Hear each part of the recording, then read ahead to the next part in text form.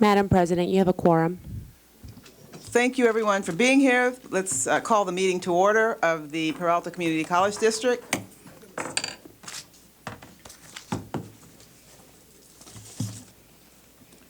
We'll begin with the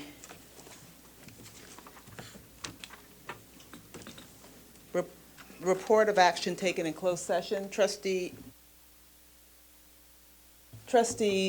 Galassa, would you please do that readout? The board voted to ratify the appointment of the following public employee contract, which is subject to contractual agreement by the Chancellor. Recommendation to appoint Dr. Lilia Chavez as the acting Vice President of Student Services, Merritt College, effective April 22nd, 2015 through May 11th, 2015, or until the incumbent returns at $134,128 annually. 7 ayes. No noes, abstentions, or absence. And if this individual is present, please stand so that we can welcome you into your new position. Nevertheless, we welcome you. Madam President, that concludes the closed session readout for tonight. Thank you very much, Trustee Galassa. And the next item on our agenda is approval of the agenda. Are there? I'll move approval, please. It's been moved by Trustee Riley, seconded by Trustee Galassa to approve the agenda. All in favor? Aye. Any opposed? Any abstentions? Motion carries. The next item is the approval of the minutes. Is there a motion to approve the minutes? So moved. Seconded. So it's been moved by Trustee Galassa, seconded by Trustee Riley. All in favor? Aye. Any opposed? Motion, any abstentions? Motion carries. The next item is public comment. How many do we have? And I see a sea of orange. Madam President, we have, let's see here, excuse me. I've got all these items for number 22.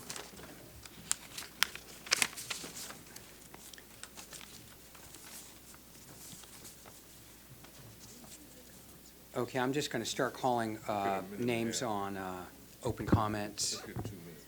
And Madam President, if I can get some guidance about how long you want, how long the board would like. How many do you have? Well, for open comment, we have 1, 2, 3, 4, 5, 6, 7, 8, 9, 10, 11, 12 in open comment, 13.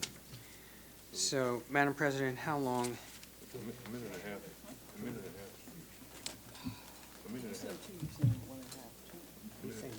Let's do a minute and a half. Two compromise. Make a motion or whatever it is? No, Is that, two, is two, that the just- will of the board? Yeah, will of board, yeah. So there's been a motion to have public comment be 2 minutes so that we could accommodate all our many guests. Is that motion's been made? Is there a second? Second. It's been, all in favor? Aye. Any opposed? Any abstentions? Motion carries. Thank you for that instruction. I'll call the following names, and if you could just come up and be ready to speak, that would be great. And thank you for your presence in the audience tonight. Miriam Zamora-Cantor, Kayla Lewis, Karen Panich, and Stephen Zetland. Why don't we start with you all? Miriam Zamora-Cantor, please.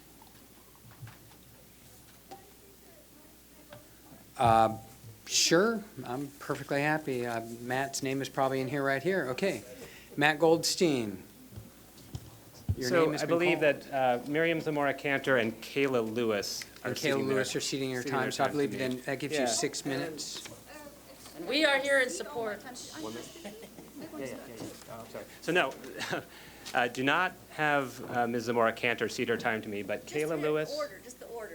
Yeah, Okay, thank you. Kayla Lewis is ceding your time to Matthew Goldstein. And Stephen Zetland. So And Stephen Zetland. Okay, I should have 6 minutes. you have 6 minutes. Terrific, thank you. Karen did too, so you actually have 8.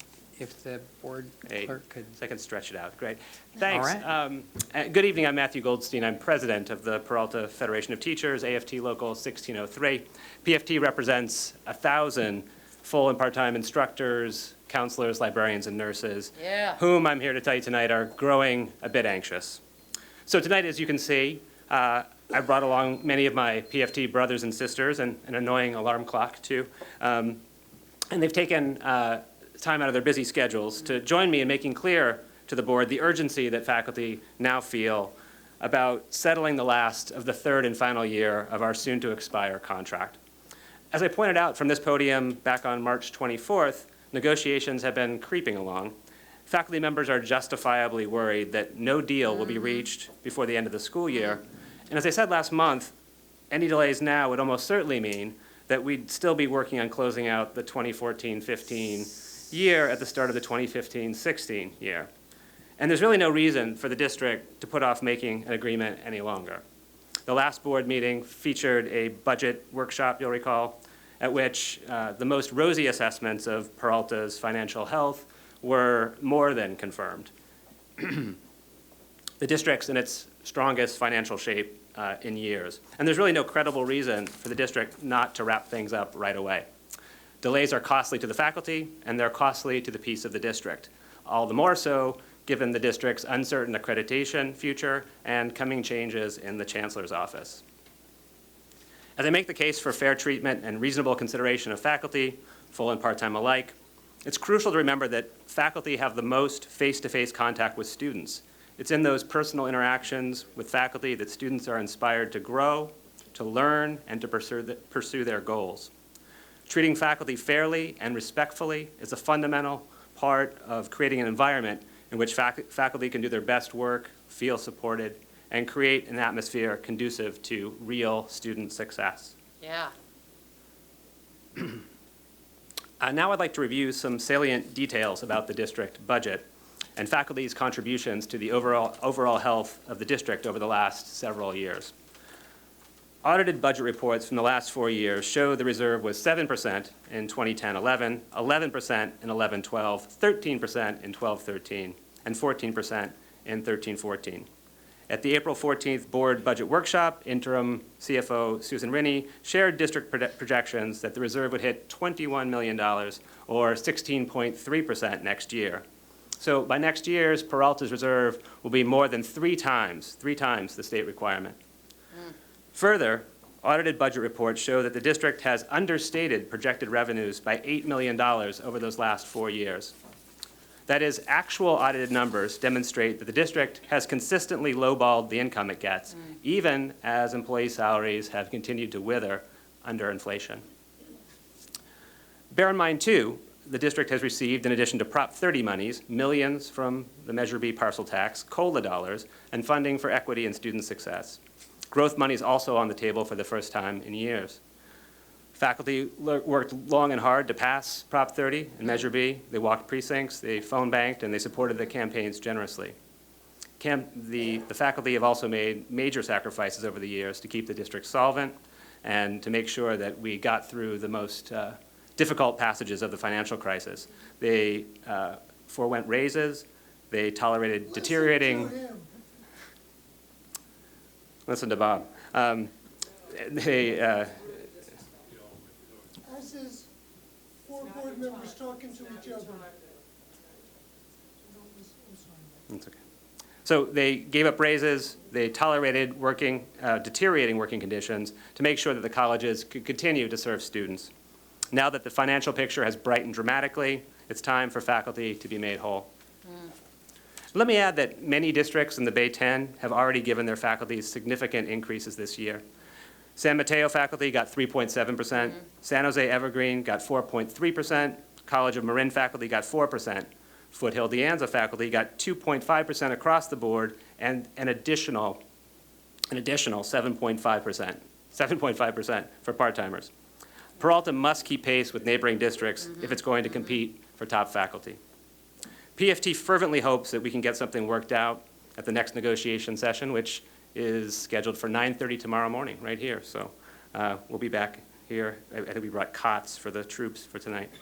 And we really urge the board to approve any deal quickly that we manage to make in the next 12 hours or more. We've got many issues to take up in the next round of comprehensive talks, but they're unlikely to get the attention they deserve until leftover bottom line issues are at last dealt with. Thanks for your time, and I look forward to coming back to this podium in a couple of weeks to announce a ratification vote. Thanks very much. Yeah. Settle the contract, settle the contract, settle the contract. Thank you very much, Mr. Goldstein. The next speaker is Miriam Zamora-Cantor, followed by Joe Doyle and Jennifer Shanoski.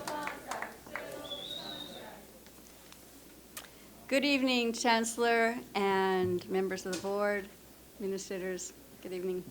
My name is Miriam Zamora-Cantor. I am the secretary of the union, but tonight I am speaking as a former student, a tenured faculty, and a member of this community. Over $20 million in reserves, money pouring in from the different programs. How is it that this has happened? As Matt said, Proposition 30 and the parcel tax, which many of these people here helped pass. Who, we wonder, as Joe Doyle from BCC asked, who is profiting from the interest of the money that's sitting in the reserves? Surely some interest is coming to the district, but banks are profiting. Am I wrong? What I want to speak to you tonight is how to keep the money in the community, and I want to ask you what you think of the value of the entire workforce, from the most humble student workers, the janitors, the classified staff, the faculty, the administrators who work in this building. Everybody has a role, everybody has their importance. But it's the faculty who make the show. And without the students, there would be no reason, right? So they make it worthwhile. Those are the 2 points I want to make tonight. We can imagine what would happen if there were no janitors. We can imagine what would happen if there were no classified staff. But we need the faculty, and we need the faculty to be supported. As many of my colleagues are going to speak tonight, and those who couldn't come believe, we have made sacrifices over the years, and the district has recuperated, and we have not. We need the classrooms, the class sizes to be limited to a size that will affect this best success for students as well as effective teaching. We need equipment upgrades, smart classrooms for everybody, and the upgrade of those equipment. I have a suggestion, and that is a small portion of our money can be used for an endowment for students who are going to lose the BOG fee waivers. There are students, our most needy students are going to lose their BOG fee waivers, and they still want to study. We could have an endowment to support them. We could also have a partnership with a cooperative or a credit union and have low-cost loans to faculty and staff or all workers in Peralta. Wouldn't that be a way to keep the money in the community and the community in the community college? That's my suggestion for tonight. Thank you. Thank you very much, Ms. Zamora-Cantor. Joe Doyle, followed by Jennifer Shanoski. Is Joe Doyle?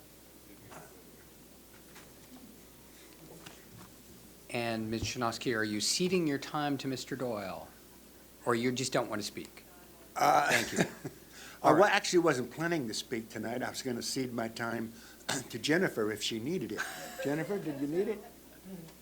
I guess not. Well, Chancellor, trustees, presidents, and the gathered faculty and PFT members. We're part of a team here. And you've heard a speech, from Matt, and I think we need to think of something else. Think of the idea that we are part of a team. We're part of the economy. We are part, this is your middle class right here. Your middle class has been taking it in the neck for a long time.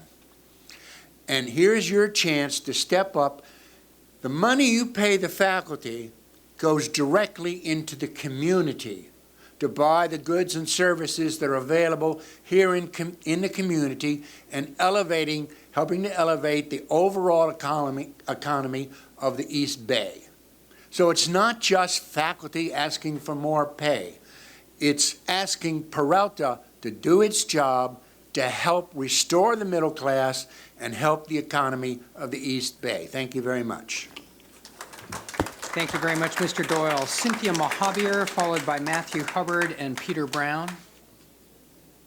Peter Brown will pass. Peter Brown is going to pass. Matthew Hubbard, Cynthia Mahabir.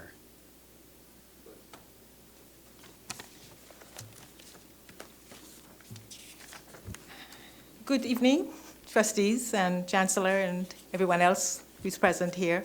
Last time I was here, it was September 9th, 2014. Didn't expect to be here again, but here I am. On the subject of faculty compensation, I want to speak about the principle of equal pay for equal work for part-time faculty. I am the part-time faculty representative for the Peralta Federation of Teachers. And I want to do this by comparing my status and my salary, just as the teaching part of my job, and that of my hypothetical double. So first, my own history. I have a PhD from UC Berkeley. I have several years of experience teaching. I have several publications. I was hired by Peralta in 1997 at the highest level of the salary schedule for part-time faculty. As you probably know, the faculty schedule is set up in 5 columns and 25 steps. The columns are based on one's credentials. The steps are based on one's experience in teaching. As a part-time faculty member, the highest level at which I could be hired, despite my qualifications and my experience, was step 5 in 1997, column E. I stayed at that point until 2007. This was 10 years after, when the cap on part-time faculty salary was raised by 2, so there was step 7. In the year 2013, when we got the cap on step 7 removed, I was advanced to step 14. Ms. Mahabir, I'm just going to cede you Mr. Brown's time that he already waived. Keep going. Am I finished with 2 minutes? All right. My hypothetical double, on the other hand, has a degree, a PhD from UC, from the University of California. Took a job in, has experience, as I did. Got a job at Peralta in 1997. Was hired at the lowest step and column for a full-time faculty member. This would be step 5. By the year 2007, my double had advanced to step 15. By the year 2015, my double had advanced to step 22. My salary at step 14, hourly salary, is $94.03. My double's hourly salary at step 22 is $144.90. I want to give you a per course amount for my salary and also a per course amount for my double. So in the spring of 2014, I was compensated for 3 3-unit lecture classes. In the fall of 2014, I was compensated for 2 3-unit lecture classes. I was paid total amount $24,683, which amounts to $4,937 per class. My double, on the other hand, taught 10 classes, was paid $97,073 for the 10 classes, which amounts to $9,707 per class. But wait, full-time faculty members are paid for more than teaching. So 75% of the 40-hour work week is for teaching.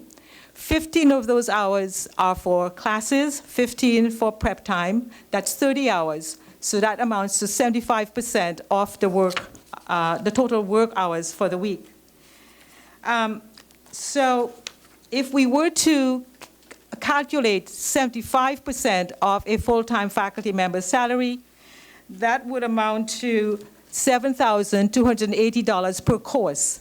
My per course salary remains at $4,937. Thank you very much. If you can wrap up, or I am Thank you. going to.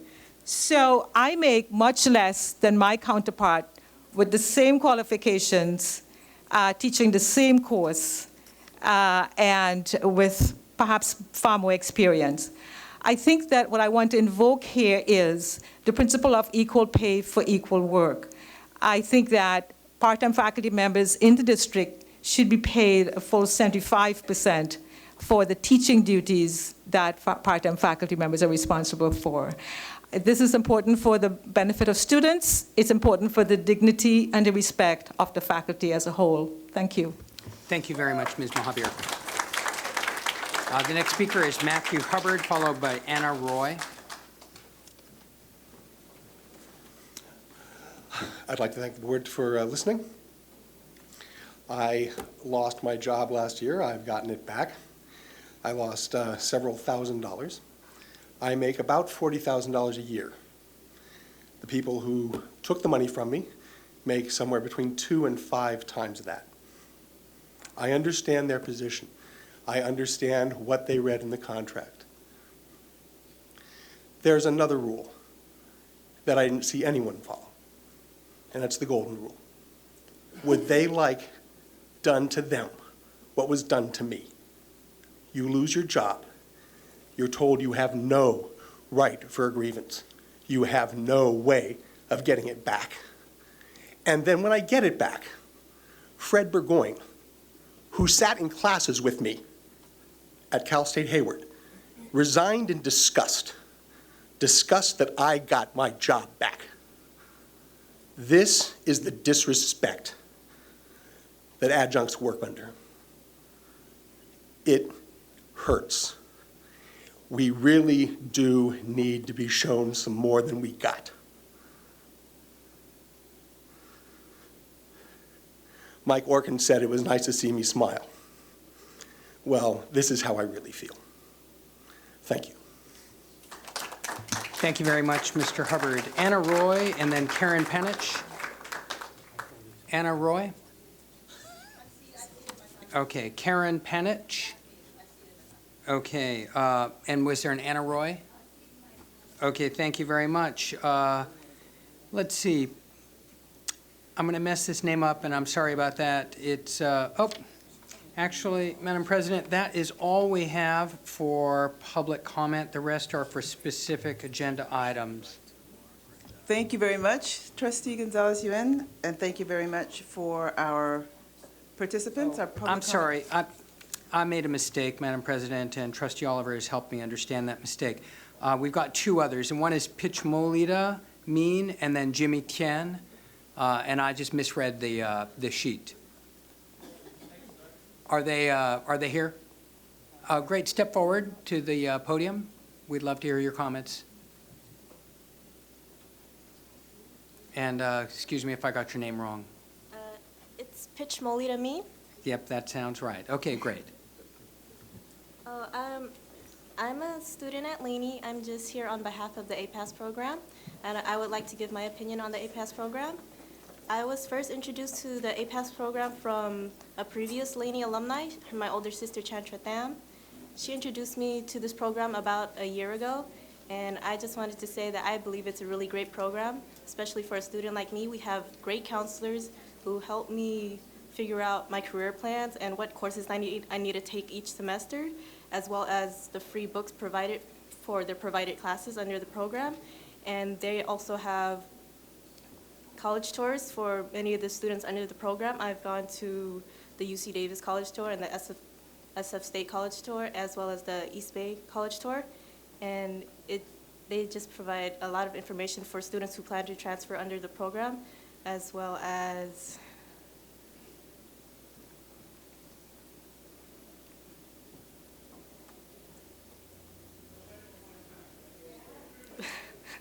I'm just nervous. You're doing great. Keep going. Got all the time we need. I just think it's a really great program for students like me who plan to transfer to a four-year college or a university. Thank you. Thank you very much for sharing, Ms. Mean. And Jimmy Tien? Yes, sir. Good evening.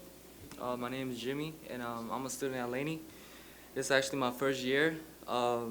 I always like to talk about a program called APAS. So I grew up in a low-income family, and what my dad wants me to do is get 2 jobs and not go to work. I mean, not go to school. And I told him that's not what I want. That's what you want, right? And then, yeah, and I have no support, no motivation to go to school and, learn all my classes. But with this APAS program, they actually, encouraged me and motivated me to go to class. Keep me on track. They pushed me. And I never had that before. We went to do a lot of campus tours like UC Davis, SF, East Bay. Even though I didn't go to East Bay, I went to the UC Davis one. Yeah, that's okay. And I also went to Apahi where I learned about, building connections and networking and stuff. So it was a really great experience. And I think without this program, I would probably be in the streets selling drugs. I don't know. Yeah. So thank you. Thank you very much, Mr. McCann. Madam President, that's all the public comment we have for this evening. Thank you very much, Trustee Gonzalez-Yuen. The next item we have is the Associated Student Government Reports.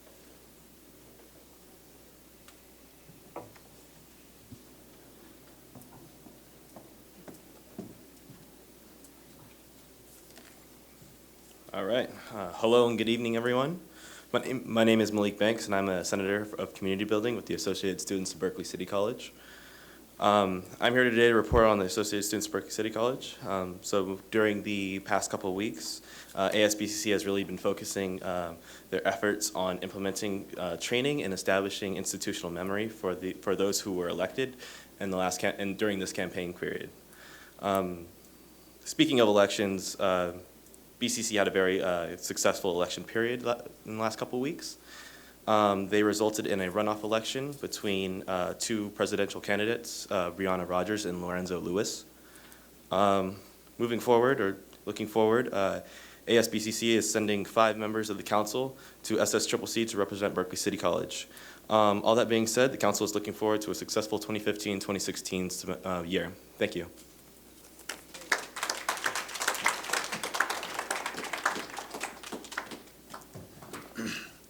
Good evening, Board of Trustees, college presidents, community members in attendance. My name is Thomas Keenelor, and I am representing the Associate Students of College of Alameda. On April 17th, student government and student clubs attended UC Santa Cruz. Students were able to tour the campus, walk the boardwalk, enjoy a day in Santa Cruz. On April 21st and April 22nd, elections were held. We had a very good voter turnout, and the new student government was elected, and they're excited to get started. On April 22nd, ASCOA hosted tours and was part of a student panel for high school students from Fremont, McClymouds, and Castlemont High School. Also on April 22nd, there was a softball game between faculty and staff versus students. Unfortunately, the students lost. But it was a good time to interact with the faculty and staff and get to know everybody on a fun level. On April 27th, we kicked off with our API month. And we had a speaker from UC Davis who spoke on Asian solidarity, the model minority myth, and led a spoken word workshop. And today, we hosted a graduate fair for students that included information on graduation, free tacos, and we also had KMEL on campus. And thank you very much. This concludes my report. Thank you. Do we have any other Associated Student Government reports? Then the next item is the Chancellor's report. Thank you very much, President Brown, and good evening, everyone. Just briefly, last Monday, I appeared before a special panel for the California Department of Education, advocating for another CPT, Career Pathway Trust grant, a regional grant that includes 14 K-12 districts, 3 workforce investment boards, 6 community colleges, and this is a grant that's going to supplement our current Career Pathway Trust, but is a focus on students out of the continuation schools and formerly incarcerated. So that's a population that has been slighted in many ways by our educational system, and we are putting together a program with the County Office of Education and hoping that the state will fund this project in the next fiscal year. That is all of my report this evening, but I do want to give a quick update on the implementation of our minimum wage from our Vice Chancellor of Finance. Yes, that's you. That's me. It was, well, it wasn't under mine. We did implement the really? City of Oakland minimum wage ordinance on our March payrolls. As of March 2nd, we increased our student and all of our classified up to, that were below the $12.25 wage to $12.25. For the students, there was a total number of 629 students that were affected by this. And the increased cost for us for the March payroll was right around $65,000, $65,500. So we did comply, as was requested. We did comply with the ordinance, and our salary schedules now reflect that. Is there anything that you wanted to say? Just addressing the employees who were impacted by the wage increase. There were 6 categories for SEIU 1021. Classifications were increased in 4 categories for Local 39. Thank you very much for that report. Happy to hear that. And my understanding is that this was not simply done in Oakland, but was also done in Alameda, as well as in the city of Berkeley. Is that correct? Yes, it impacts all 4 colleges and the district office. Great. And then there's just the last question. The City of Oakland ordinance, as it was passed last November, also calls for the implementation of paid sick days. And I'm wondering how we're moving to comply with that component of the ordinance, whether it's been done already, whether it's being accounted for, et cetera.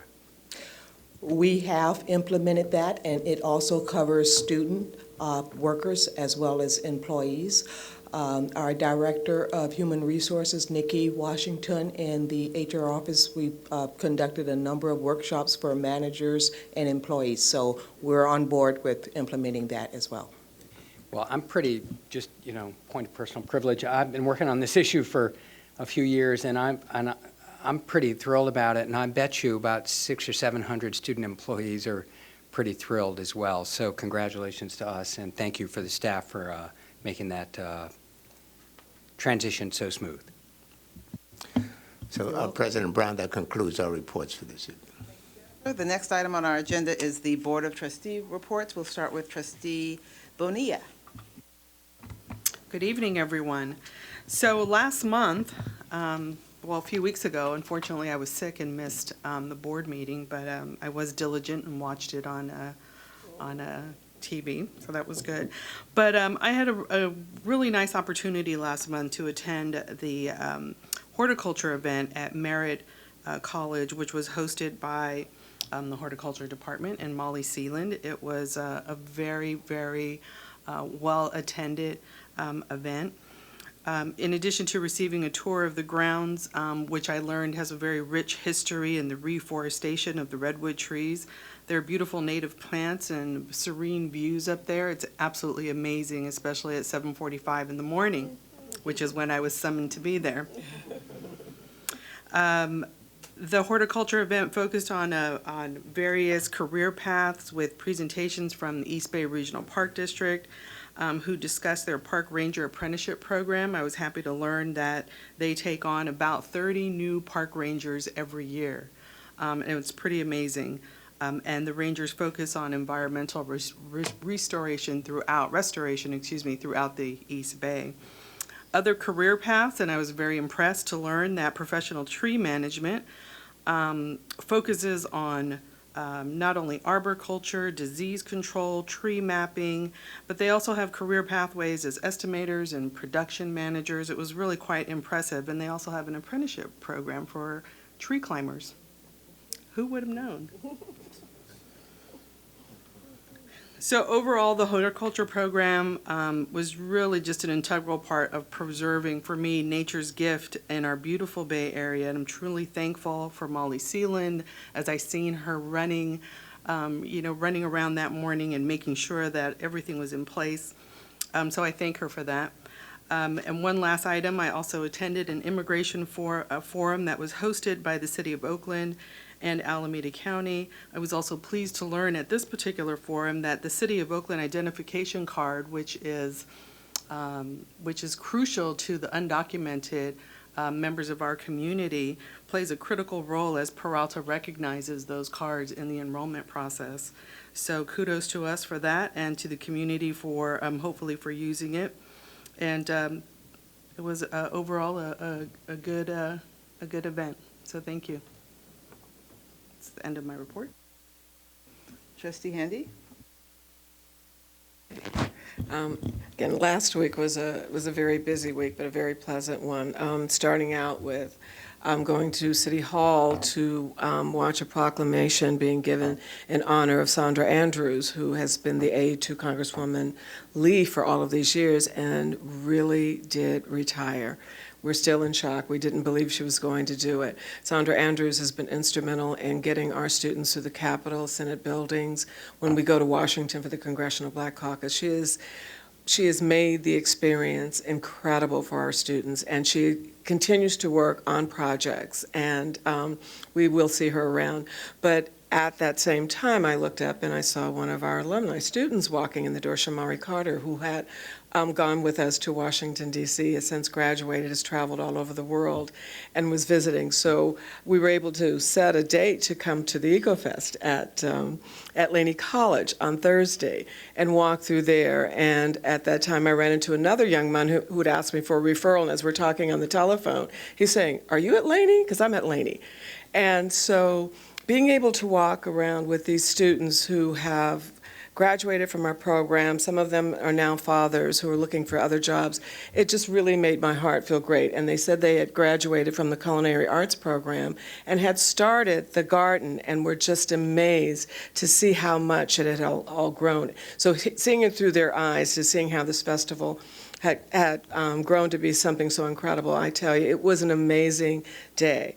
The very next day, I had the opportunity to go to BCC, and I guess a few months ago, I got an email message from Rodney Brooks from Supervisor Keith Carson's office asking if we had a CalWorks program and would we like to have a donation of 100 computers for those students.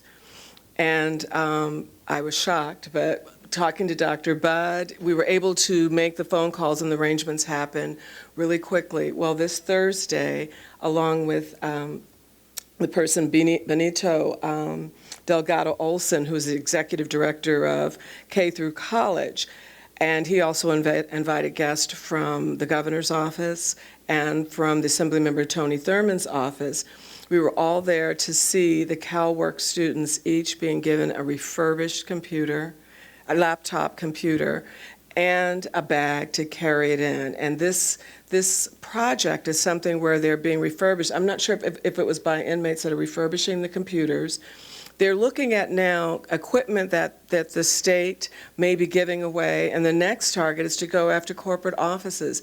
When you are phasing out this equipment, why not have this equipment refurbished by these people, the inmates, and then give them to our students? And to hear the mothers talk about, I mean, this means they can spend time with their children at home that they would be spending normally in the labs. So Debbie was so gracious, and they arranged tours for the people afterwards. We've received emails from all of them, and they just can't stop raving about Berkeley City College and the students and how they just want to do more. So my thanks really go out to Rodney Brooks and to Fatima, and then there was another CalWorks instructor who came in just to meet with the staff to thank them.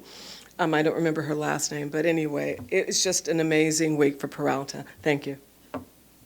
Trustee Galassa?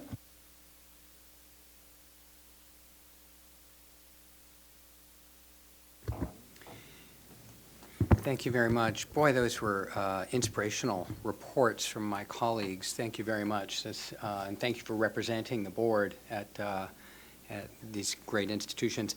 I, too, was present at the Laney College, well, it's the Peralta College's EcoFest last Thursday in honor of Earth Day. It was the day after Earth Day. What an amazing event it's grown into. Over 9 years, it's really blossomed. It's really become an institution within the colleges. And I think it must have been at least 40% bigger, maybe 50% bigger than it was last year, and it was big last year. This year it featured a sustainable fashion show. Wow, what amazing fashion artists. There were 3 separate venues for bands. There was like a bluegrass band, and then there was a jazz and rock band. There was a main stage with spoken word and hip hop. It was really an amazing thing. And then the array of community vendors, it's really a wonderful opportunity for our students and faculty and staff to celebrate the earth and to recommit themselves to building a sustainable community. I just have to say that the staff is pretty amazing, and I can't name everybody because there were so many people involved, but I do want to call out in particular Charles Neal, our sustainability director, and Pinar Alsher, who's been working at that project for as long as I've been in the district. And what incredible dedication we see, and what a lovely celebration. So congratulations to the Peralta Colleges, to Laney College for again playing host, and the fabulous chefs in the culinary arts program. And Sadiq Ikaro, thank you very much for lending your staff to make that event so successful. It was nice seeing my fellow trustees. Oh, the jerk chicken sliders. Now, food was very good. I'm just going to say next year, sustainable food. If we're going to eat meat, I want it to be sustainably prepared. It was delicious. I don't know how sustainable it was, but it was delicious. And it apparently sustained Trustee Handy. Okay. Anyway, I take back those negative words. What an amazing event, and it will be even better next year. I hope if you didn't turn out this year, you do come next year. Trustee Oliver. Hello, everyone. So I don't have, too much nice to say today. It's not like that's anything new, but I think, I'm just going to kind of not really say too much. The only thing I can say is let's just act like I said something about you guys not following ed code and stuff like that, and let's just pretend I said that. And also, I would like, before I leave, to put in a request for a procedure or policy that, with the board meeting materials, you have chancellor's approval, or if it needs finance approval, you'll have a box for the vice chancellor of finance to check off or sign or something like that. Maybe there should be a box for student input. I don't know, just to see if something needs student input, that it, make sure it has student input before it gets approved. But that's all. Thank you. Trustee Withrow. That concludes the Board of Trustees report, and now the District Academic Senate report. Thank you, Madam President, and good evening, trustees, Chancellor, District Administration Center staff, college presidents, colleagues, and members of the public.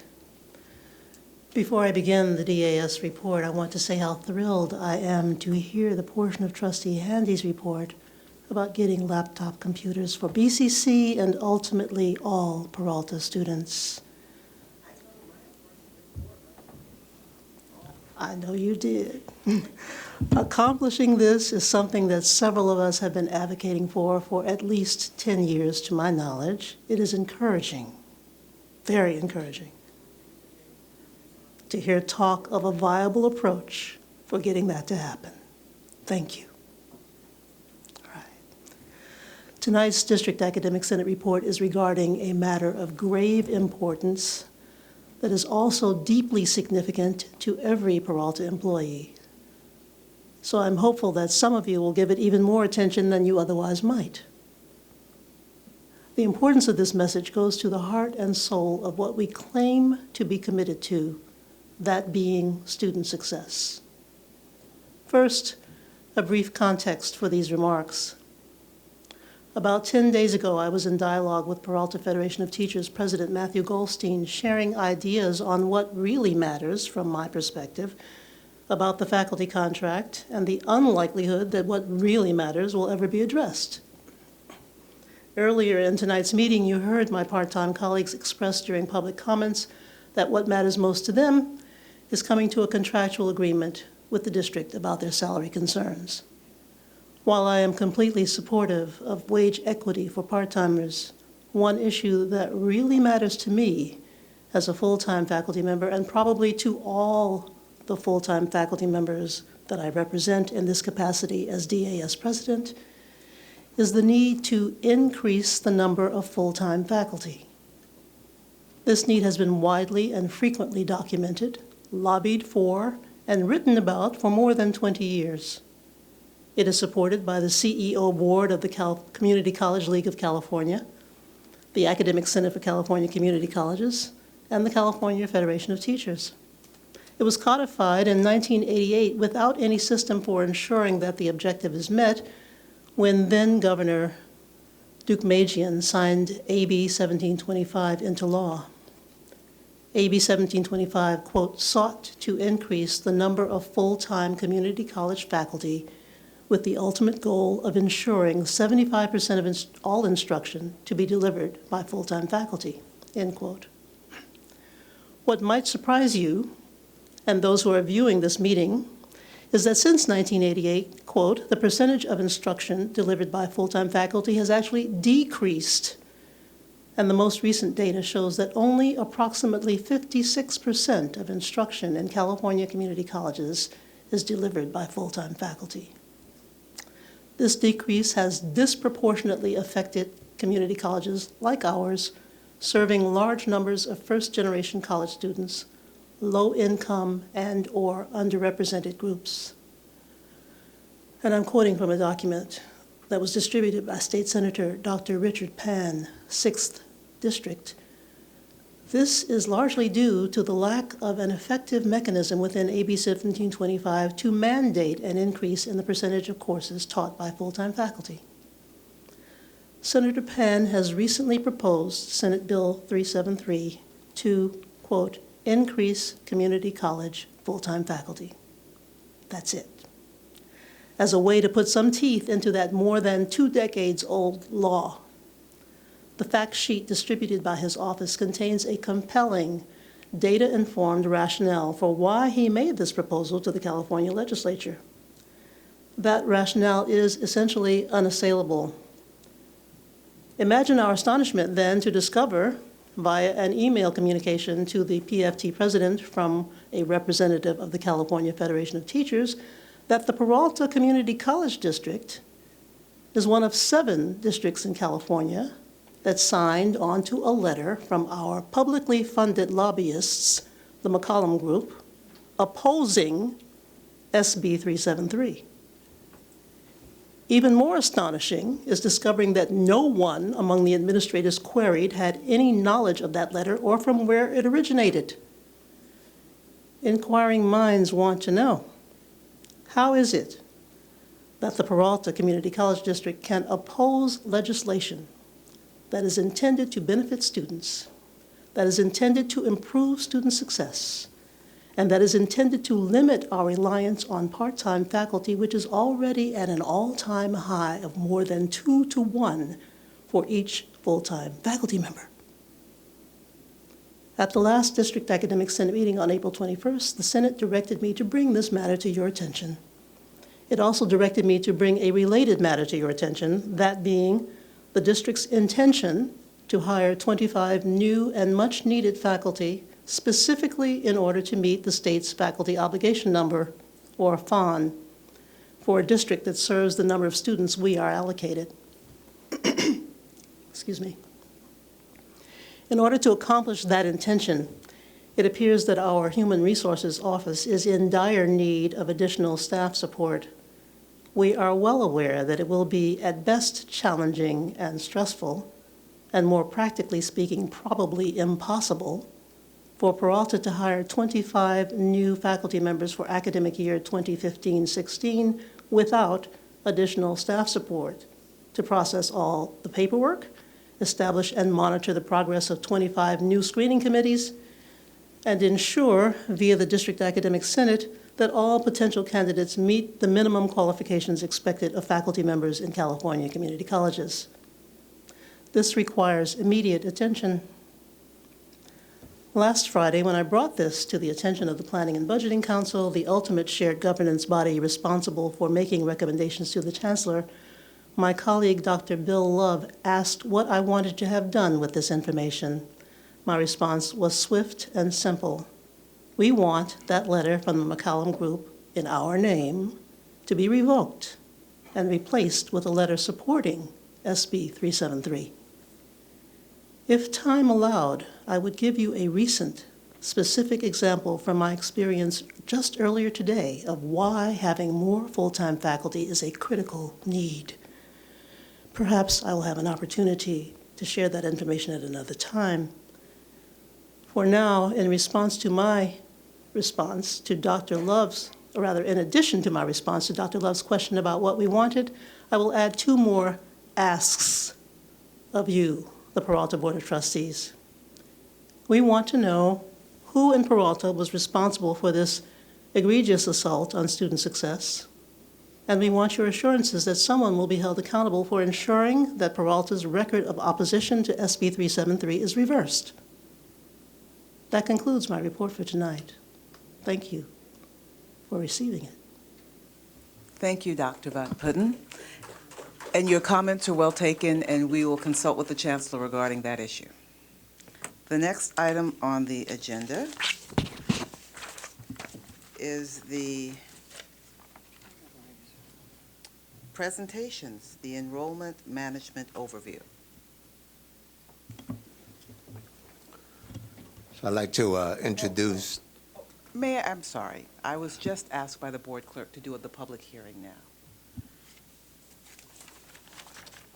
Sorry about that. I'm gaveling in the public hearing for the mitigated negative declaration. We will now convene, I gavel out the board meeting for April 28th, and now I'm gaveling in or convening the public hearing on the proposed adoption of a mitigated negative declaration for the proposed acquisition of property located at 2118 Milvia Street in the city of Berkeley, and the proposed renovation and use of the existing building on the property for educational purposes by the district. As part of the public hearing, members of the public may submit comments on the proposed adoption of a mitigated negative declaration that has been circulated for public review and comment in accordance with the California Environmental Quality Act. Speakers will be given 3 minutes to make comments on this matter, and this matter only. We have received cards from actually don't have any cards. Do we have any cards, speaker cards on this issue? We have received no speaker cards from people who wish to address this subject during the public hearing. Well, thank you, public, for your participation and for your presence. The public hearing on the proposed adoption of the mitigated negative declaration is now closed. After closing the public hearing, the board then considers the adoption of the resolution regarding the mitigated negative declaration, which I believe is item number 21 on the agenda. The board now reconvenes its scheduled meeting in open session and take up the consideration of item number 21 concerning the adoption of resolution number 1415-41 related to the adoption of the final mitigated negative declaration and mitigated monitoring and reporting program for the proposed 2118 Milvia Street project. Second. It's been moved by Trustee Galassa, seconded by Trustee Withrow. All in favor? Aye. Any opposed? Any abstentions? Motion carries. Now we'll return to our presentations. And we were on the presentation by Dr. Gravenberg, which is the enrollment management overview.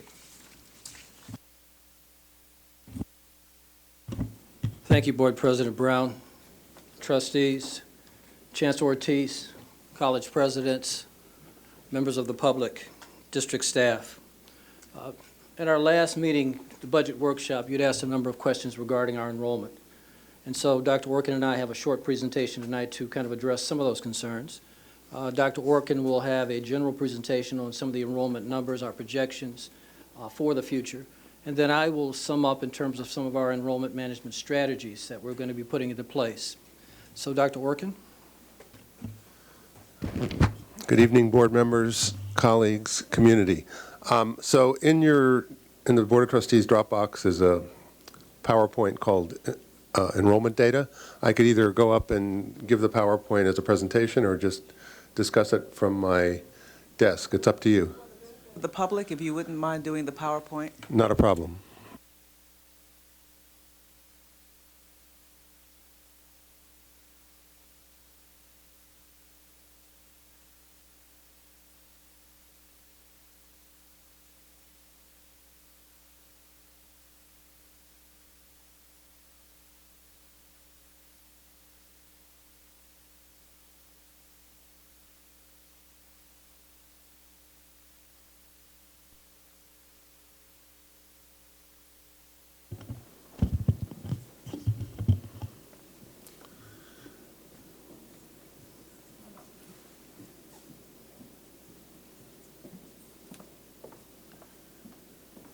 So preceding Dr. Gravenberg's overview of some of the enrollment management initiatives that we're in the process of taking, I'm going to give a brief overview of how we get the data to see how we're doing in terms of making our enrollment targets and how those targets are determined.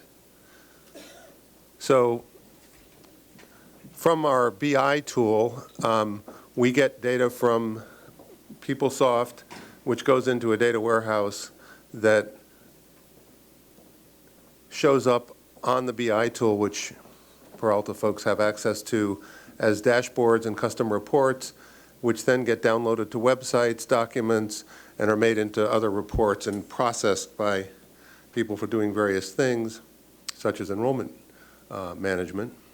So this is just an example. You're not supposed to read all those numbers, but this is a typical enrollment summary that shows up on one of the BI dashboards called the enrollment dashboard. So this is the spring summary. This was downloaded. I downloaded it on April 19th, and it has data for every college going all the way back to spring 2009 up to the present. At the bottom, it has a number of sections: census enrollment, FTS resident, that's what we get apportionment for; FTS non-resident, that's what we get non-resident fees for; total FTS, which is the combination of those two; FTF, full-time equivalent faculty; and our productivity number, which is a measure of how many students are in a class. So from that type of data, I have a couple of simple processes that can provide to folks who are looking at enrollment and how we're doing some summaries. And so, for example, we're coming up to 2015-16. We've decided that our resident FTS target will be 20,500. And then how do we allocate that? And that's actually, we're in a sort of stability mode. It's the same as our last year's FTS target, resident FTS target, plus 1,000, because we're, as has been mentioned before, we're going to be about 1,000 short, and we have to make it up with our summer session. So now the question is, if that's our district target, how does that get allocated to the colleges to provide college targets? And then also, how do we decide how much faculty to have?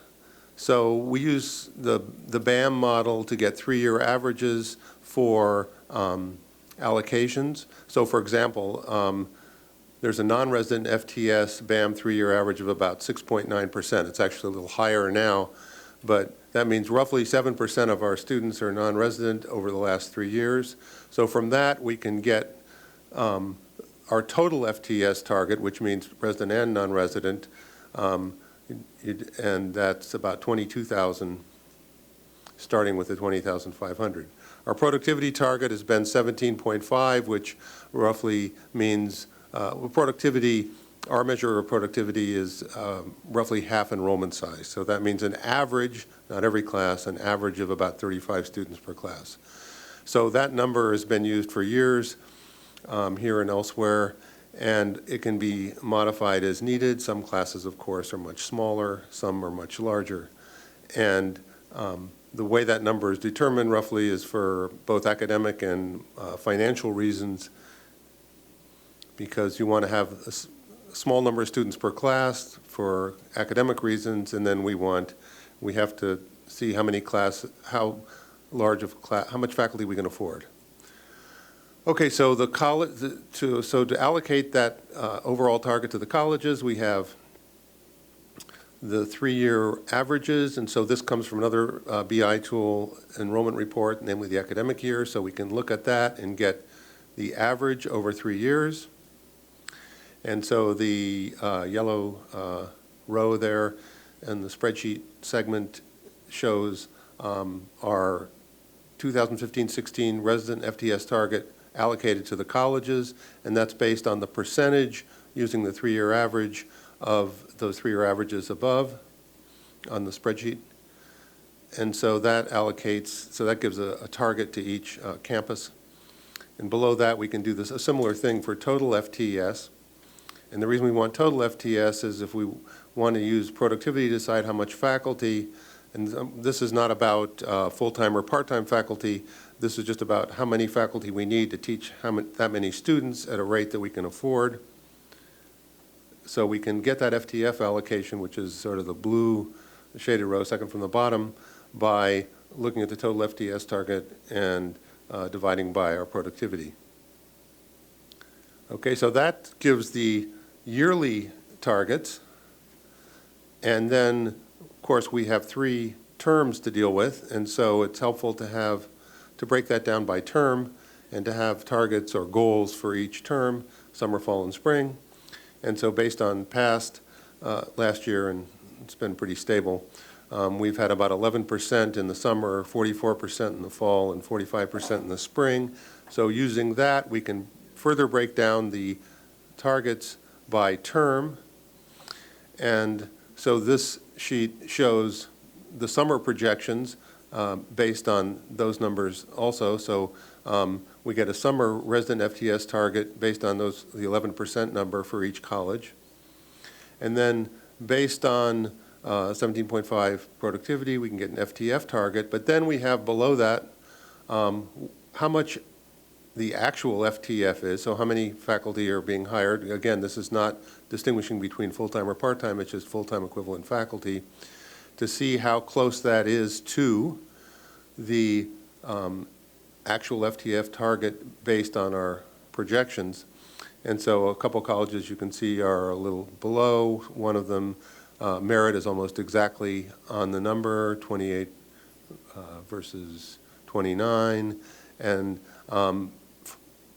so from that we can get a projection of what the FTS is going to be, and the colleges can decide if they want to hire more or faculty or not. We get a same kind of projection for total FTS. And then there's some blank rows down there, and that's because we don't have any solid numbers yet for the summer. We're just starting to have enrollments. So those get filled in. We can have the same, we do the same thing for the fall, so we can already make projections of a sort for the fall given a certain amount of faculty and a certain productivity and the targets, how much we expect to, what we want to get in the fall, what we want to achieve. So then once the numbers start coming in, we can, so this is last year, by last year, I'm sorry, I mean the current year, 2014-15. So this is a similar type of spreadsheet with the numbers filled in because we have, actually now we're pretty close to the end. But so you can see on there the actual FTS resident, the non-resident, the percentages, our productivity, and the fact that there's a 1, 2, 3, 4, 5 rows down, annual resident FTS remaining to meet target. As you can see over where it says total, we're about a little over 1,000 FTS below target, so that's why I mentioned borrowing from summer to make up this year, because we want to keep our apportionment funding. That this doesn't count some late enrollment classes or a late intersession. So that's sort of a picture of how we keep track of things and track our enrollments and tweak or modify FTF, FTS projections as we move along through the academic year. Okay, and so now I'll turn it over to Dr. Gravenberg, who will go into some of the things since we were, like many other districts in the state, we were down this year, and so for various reasons. And so Dr. Grumberg is going to outline some of the enrollment management initiatives that we're about to undertake. Thank you, Dr. Orkin. So after that presentation last week and the data this week, the question still remains, how are we going to make up that enrollment? And so what I wanted to share with you today are some of the strategies that we have in play. And I want us to keep in mind that we start from a series of planning assumptions. And some of those planning assumptions is that we know that the competition for students is intense. We also know that the student is driving the market. They have choices. To the extent that they are actively recruited, cultivated, and relationships built, that's where students will go. We also know that the needs of the marketplace are evolving quicker than we can organize our resources. We have a lot of competition. We also have a lot of mandates from the state, from the feds, from employers, from the accreditation. And so we've had a series of discussion over the last month and a half with the various constituent groups about how do we do this. Clearly, we have to move from merely chasing enrollment to a more holistic definition and practice. I have presented in your board packet a definition of enrollment management, but it is really, in simple terms, a comprehensive, holistic approach to attracting, retaining, and graduating the students. And it looks at everything that we do. And it blends that with our educational master plan. It's not separate from, but it's a part of. So this is the definition that we are moving forward. We have to organize ourselves for action. And one of the things that's already happened or is in play right now, and I'm very proud to say this, that we have a lot of great minds at our campuses, leadership from the faculty, students, staff, and the college presidents in terms of putting together some enrollment strategies. I think the Chancellor in his report to you have outlined a number of those activities that are going on right now in terms of campus visits. You know, 2 or 3 years ago, we didn't have resources. We were kind of invisible in the community. We didn't have the resources to make those contacts, to make those connections, to cultivate those relationships. And the campuses struggled. Some of them had enduring relationships, but the needs of the marketplace changed.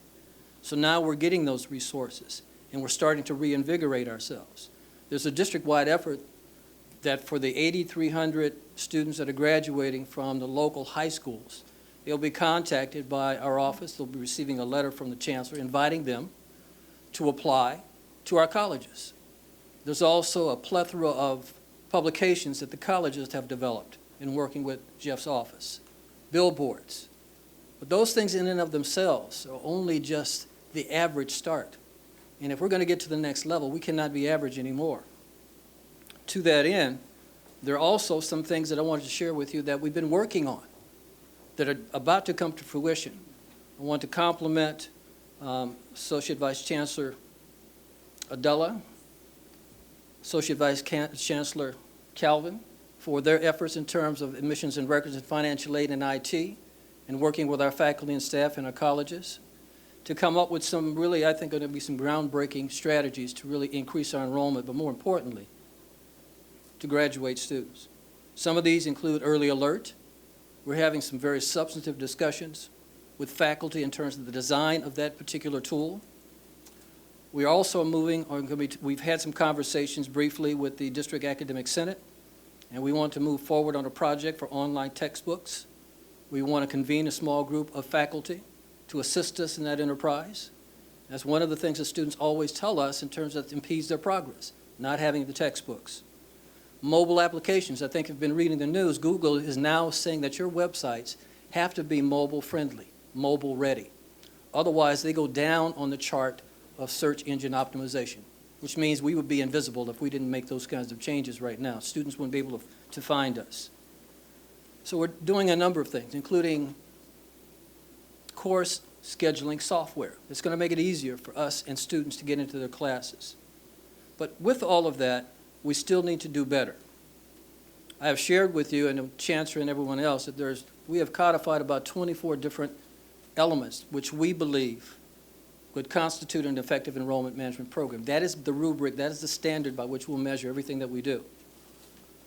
In so doing, We want to make sure that we're building the institutional capacity and leveraging the resources that we have more effectively. The long-term effort is we intend to establish an enrollment management institute. Why an institute? One, because there's some training that needs to go on, some professional development with our staff in terms of what enrollment management constitutes. There also need to be some services that need to be better coordinated. One of the things that the presidents are always working on is how do we leverage those resources? How do we marshal those resources in a way and integrate them and link them in a much more productive way? We still have some silos that we need to get rid of. We also know that when we decentralize a lot of the services from the district back to the campuses, and rightly so, that some of that was uneven, and we need to circle back around and pay attention to that. We're understaffed in many areas, both at the district and at the campuses. But it's not just a matter of just staffing. It's the right practices. Let me give you a couple of examples of what I'm talking about. We need to have the capacity that when students apply but don't finish the enrollment process for whatever reason, we can capture that information and follow up on those students to help them, encourage them to complete the process. We don't capture inquiry information, students who may inquire about coming to our institutions in any kind of consistent fashion. So we're losing students in that process. We don't know which ones are hot prospects, which ones really are ready to transfer or not. And it's uneven. Some do better than others, but we need really a more systematic approach to tracking and monitoring those students. So this institute will be guided by this framework. We intend to kick it off in our August summit to talk about not only the things that we're doing correctly, but the things that we need to work on in a much more systemic way. And the institute will be ongoing. We envision 3 to 4 sessions throughout the year to identify best practices, to train our staff, to have faculty share some of the things that they're working on that make a difference, so that we have a common language, a common purpose, and a common focus. This institute will be guided by a steering committee, which we have yet to appoint. We want to work with our constituent groups to make sure that they're involved in designing that, monitoring it, and moving it forward. Enrollment management is synonymous with institutional effectiveness. And now we're going to begin to organize ourselves in a way and intelligently leverage our resources so that we can increase the enrollment, but more importantly, graduate the students. So those are some of the strategies that we have in mind to make up that gap. And there are a lot of enrollment management practices that we know about but we're not doing, and some we may not even be aware. So we're really trying to get everybody on the same page in terms of their level of proficiency with enrollment management. Thank you. Thank you very much, Dr. Gravenberg, for that presentation. Are there any questions? Trustee Galassa and then Trustee Riley, and I'd like to say that I really appreciate you giving us that report. I've had the benefit of hearing you talk about this, and it's great to see the ideas coming together in this institute happening for us. Trustee Galassa? Yes, thank you very much for the report, for both reports. They've both been very useful, and I'm glad to see the extent with which you are designing this whole new program. I think it's comprehensive, and it's both macro and micro indeed. The question that comes up almost immediately, though, is do we have the staff and the resources to really make this operational? As I look at the steering committee burdens, I look at the individual departments, segmenting most appealing their offerings, et cetera, and then all of the other whatever mechanisms you're going to use to go feed this information to the public. It's kind of, it's a holistic approach, but it's wholly formidable. Indeed it is, and the quick answer is no. And I think part of what the steering committee will do in working with the chancellor and the staff is to figure out what are the resources in terms of staffing that are needed to mount this effort over time. There are some things that we can do in the short term. There's some things that we can do in terms of leveraging our staff more intelligently. And the reality is we need a critical examination of what are the things that we need to stop doing that are not really helping with student growth and enrollment. So that institute will begin to take a look at, along with all the other constituent groups, what resources do we need? Is the BAM model appropriate for our needs? How do we modify it so that it is? so that all the campuses can grow in an equitable fashion.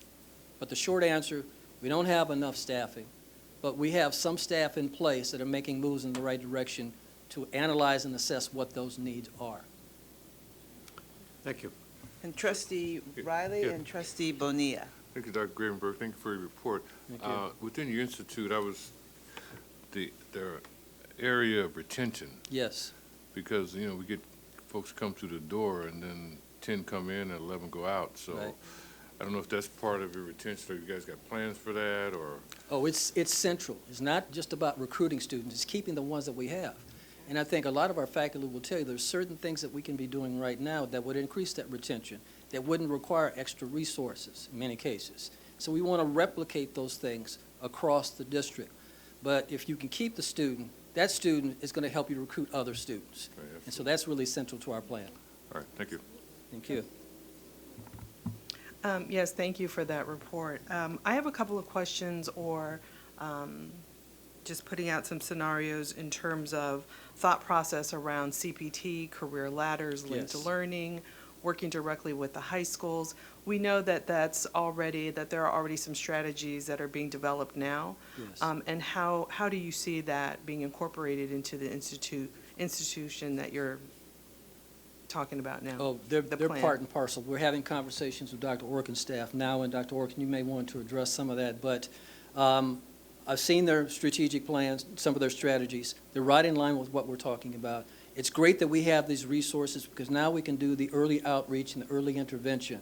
So it's got to be a seamless process that fits with our overall enrollment management strategies. CTE faculty are very dedicated. They're very purposeful. They're going to be a great asset in terms of all of us designing a plan that makes really comprehensive sense. So the short answer is that they're going to be integrated and aligned with this effort. Thank you. Thank you.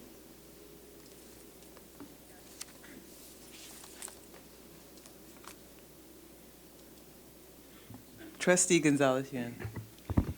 Thank you very much for the presentation. I really appreciate the prompt follow-up on the questions that we were asking at the budget workshop, and so this was extremely helpful.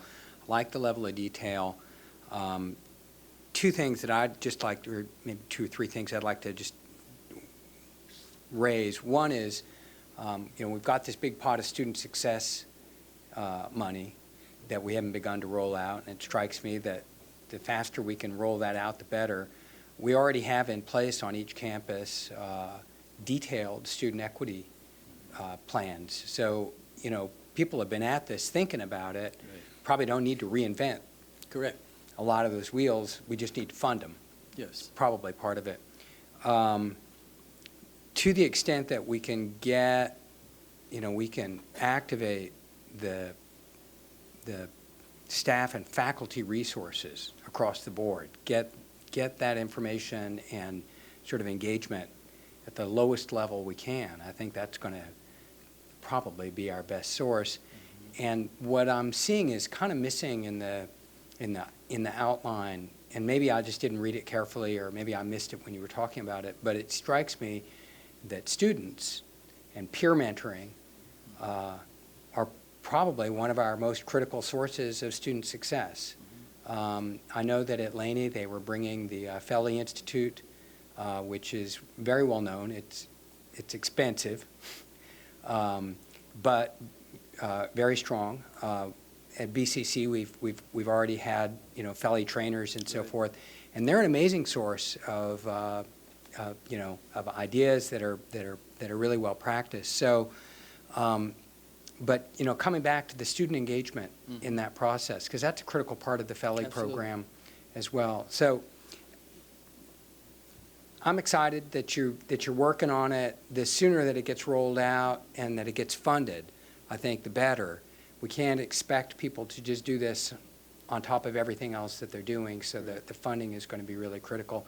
And I'm hoping that you'll come back first thing in the fall and tell us, here's what we figured out so far, and then just make this a regular part of what we hear. Frankly, I think this is one of the most interesting things that we hear as a board. So thank you very much. Thank you. We'll be happy to do that. Trustee Oliver. Hello. So I just wanted to say I'm impressed because when I heard about enrollment management, I wanted to say, yeah, okay, so they're just worried about how much money they're bringing in and not worried about the students they're serving that they have right now. But not only are you guys worried about the enrollment management, but you're also looking at their retention and how students are being served. So I'd like to thank you. But I have nice things to say. That's my nice thing for the year. Thanks. Much appreciated. Thank you. Thank you very much, Dr. Gravenberg. Now we are moving on to, we've had our presentation, and we are at the consent calendar.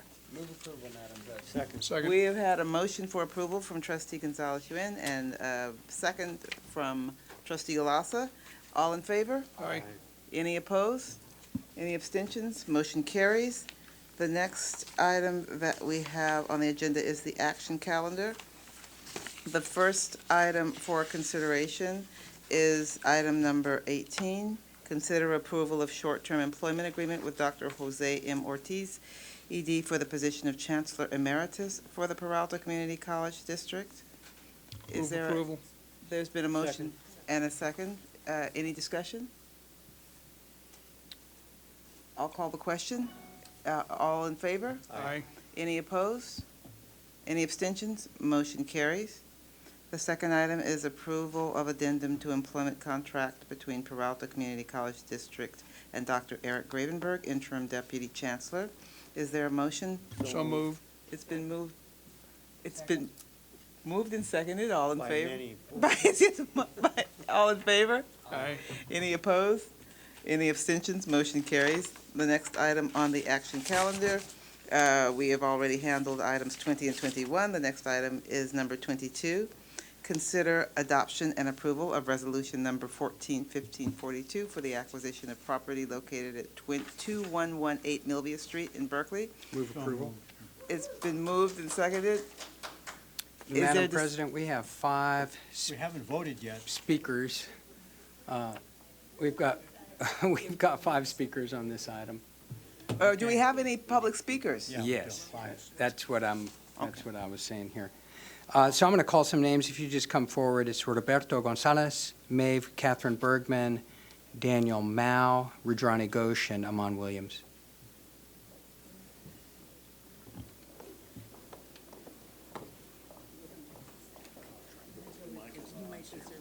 I'm hot, huh? Okay, great. Thank you.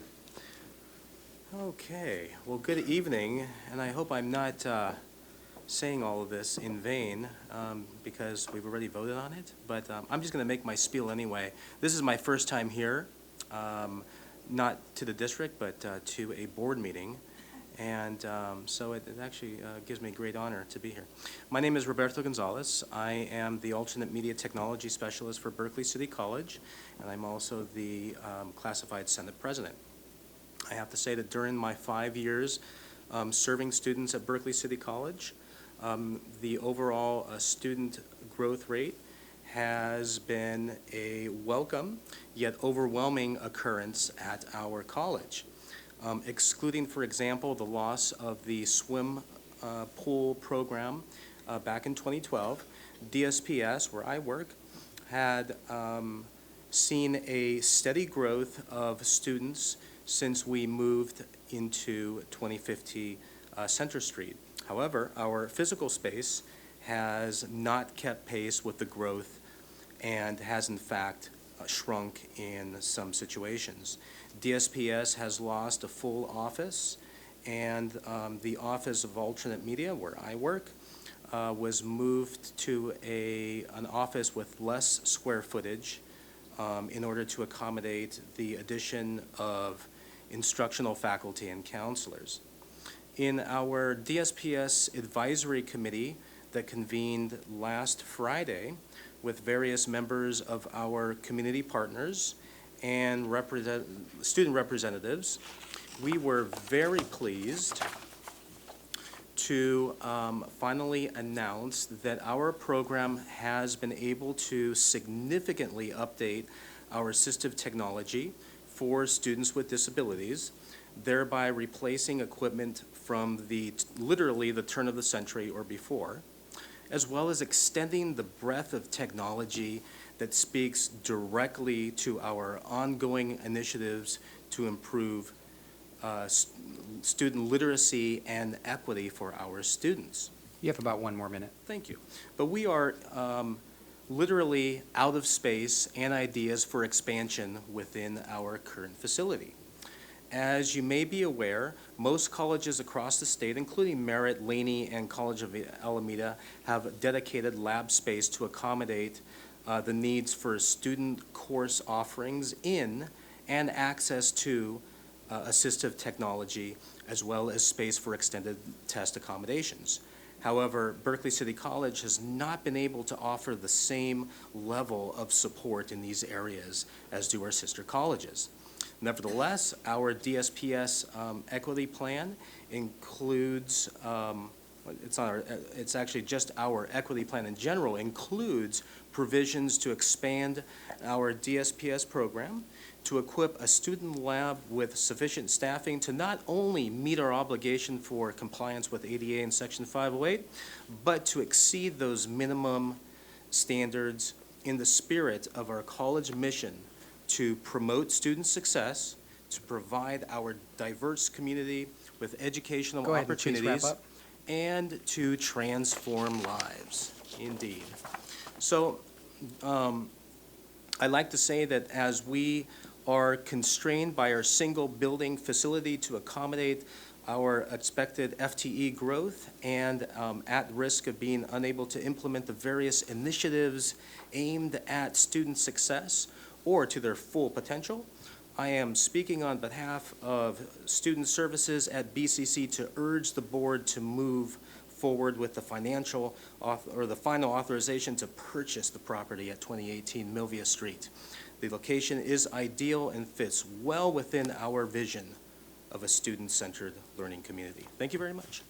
Thank you very much, Mr. Gonzalez. Maeve Catherine Bergman. I'm happy to cede a portion of my time to Roberto.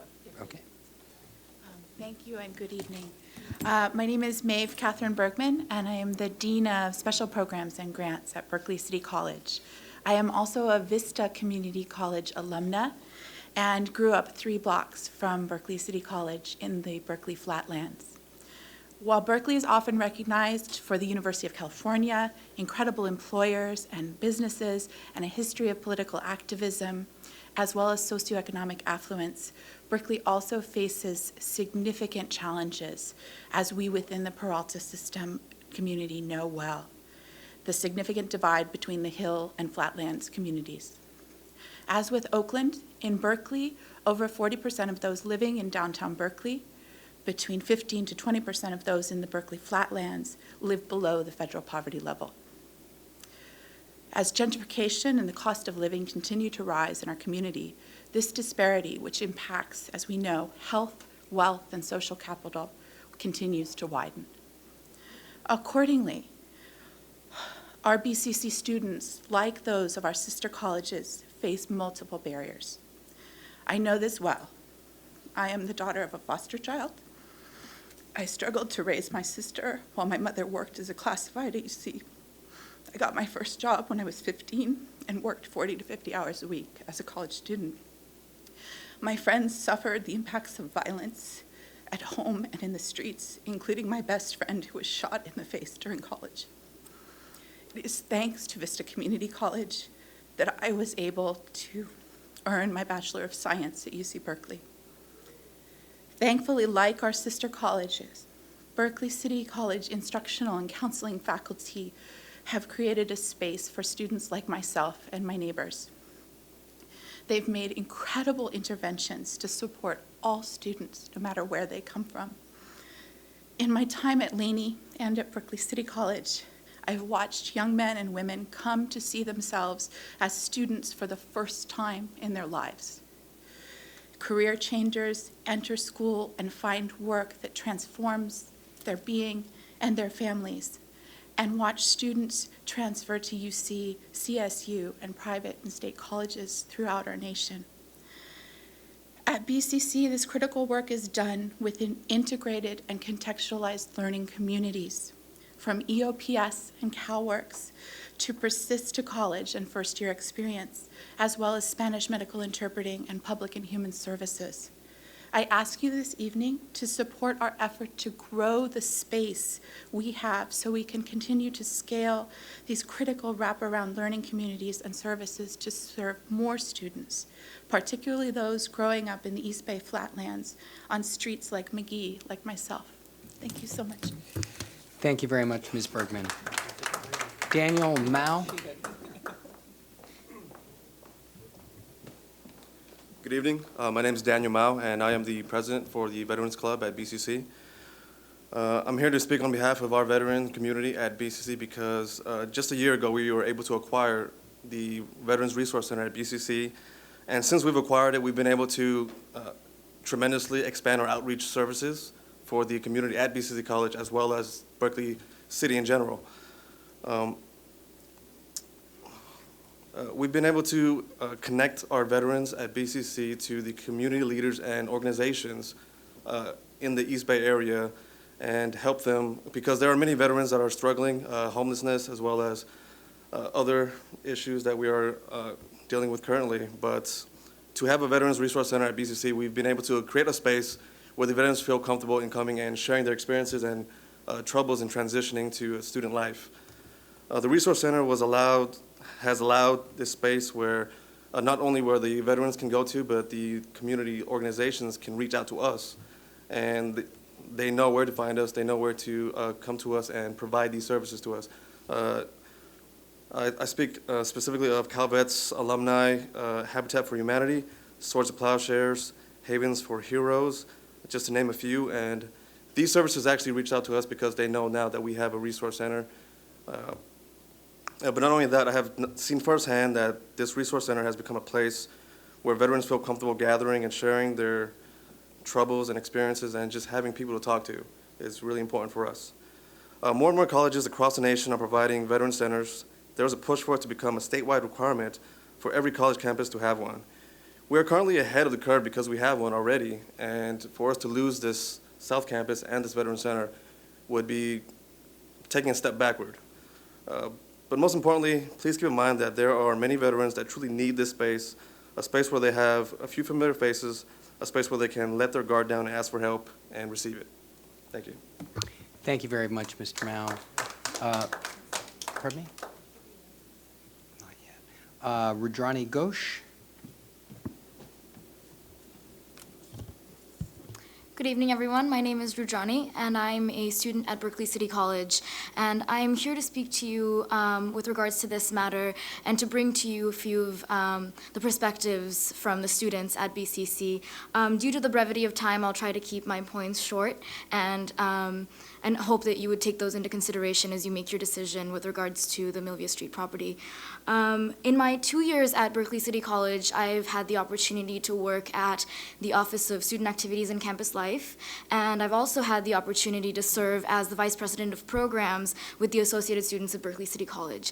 In both of those jobs, I've been able to help host events on campus and conduct various student activities and be a part of the planning process. And numerous times throughout the 2 years, we've had the issue of a lack of space for those events to be held. Often there has not been enough room for clubs to have their meetings take place regularly during the week. Sometimes the auditorium is unavailable for use for an event because there is a class going on in the auditorium. Most recently this year, the associated students were moved out of the regular meeting space that we used to have as a conference room, and we were compelled to meet inside a smaller office space because the meeting space was converted to a classroom so that we could offer classes that we wouldn't have space for. So these various anecdotes, I think, speak to the issue of needing another facilities that would help us expand our campus and to have some more room where we would be able to offer more classes and to have more space for resources for students. Another issue that I would like to bring to today's meeting is the perspective of student parents. At BCC, we have a very large population of student parents, and many of them are only able to go to school if their children are given daycare or they're able to have some sort of support in that regard. And as you might know, Berkeley City College does not have any daycare system in place right now because we are severely lacking in facilities for daycare centers and as well as resources for student success that go along with the success of students at BCC. So I would urge you to consider the acquisition of this property so that we can hopefully be able to expand our campus and to have resources like a daycare center that would help support students that come from various walks of life so that they can succeed on our campus. Thank you so much. Thank you very much, Ms. Ghosh. And lastly, Amon Williams. Good evening, everyone.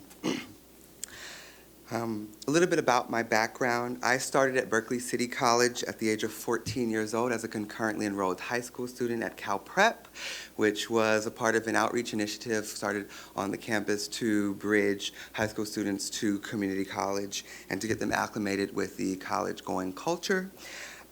Since then, it has been 7 years, so I represent almost a decade of Berkeley City College history, and I am very proud of that. I am now 21 years old, a peer resources advisor in the campus life and student activity office, as well as the interim treasurer and communications chair with the Black Student Union. And so a lot of my work this year has been to help plan and negotiate space around equity on the Berkeley City College campus. And so I'm really committed to the work of equity and equality within the college system. And so I would really like for the initiatives that we have set in place within the equity plan, the SSSP, and the Ed Master Plan to see fruition. And a lot of that has to do with just expansion of space. A lot of the plans that we have in place just cannot happen or cannot happen as effectively if we don't have the space to do it. And so really, I just come to get to the bottom line and say a vote for this property is really a vote for progress, it's a vote for equity, and it's a vote for equality. So please bear that in mind when you cast your votes. Thank you for your time. Thank you very much, Mr. Williams. Madam President, that is our last speaker on this item. We have a motion on the floor to adopt item number 22, which is consider adoption and approval of Resolution 141542 for the acquisition of property located at 2118 Milvia Street in Berkeley. We now call the question and come to a vote. All in favor? Aye. Any opposed? Any abstentions? Motion carries. So that concludes our meeting, our Peralta Board meeting for Tuesday, April 28th. Announcements, sorry, announcements. Let's see, Madam President, the next regular board meeting will be held on May 12 here at the district offices. That concludes the announcements for the evening. Thank you.